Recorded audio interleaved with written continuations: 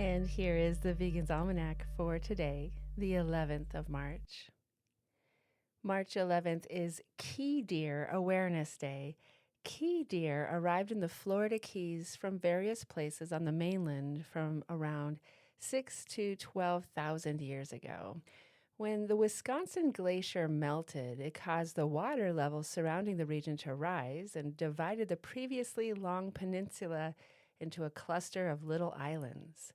The deer remained stranded there, away from their mainland relatives, due to the newly formed liquid barriers. They subsequently evolved over the ages to adopt various physical characteristics and behavior patterns best suited for living on islands. Key deer are also called toy deer.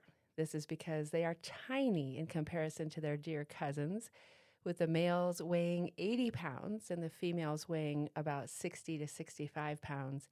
Tiny mom and pop deer have very small fawns who leave hoof prints that are only the size of a human adult's fingerprint.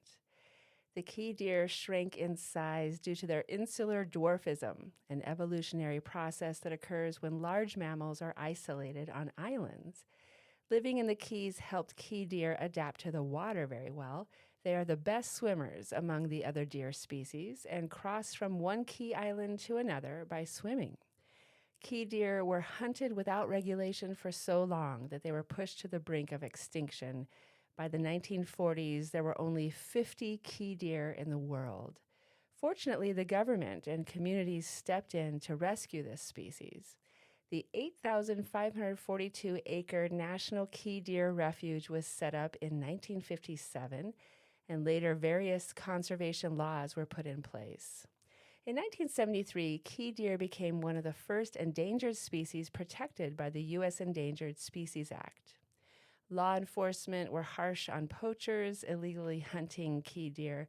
Fencing was added along roadways to prevent the animals from wandering onto the roads, and speed limits were imposed so people could avoid hitting them if they did come onto the main roads.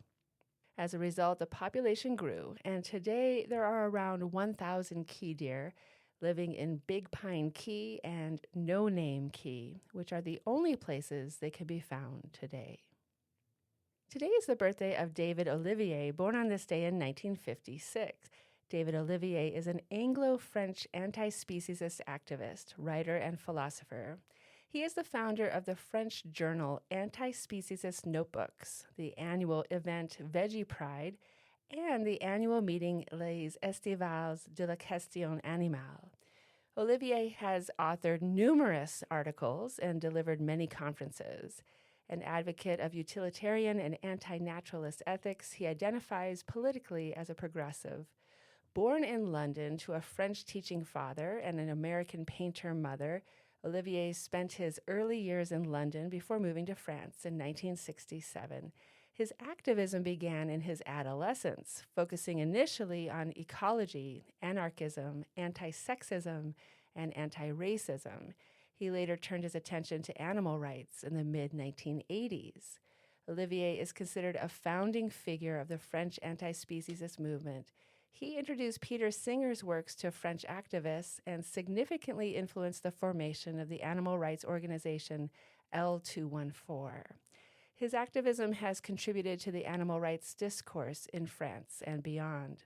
A staunch opponent of speciesism, Olivier asserts that ethical considerations should extend to all sentient beings, advocating for a world with reduced wild animal suffering and rejecting traditional environmentalism.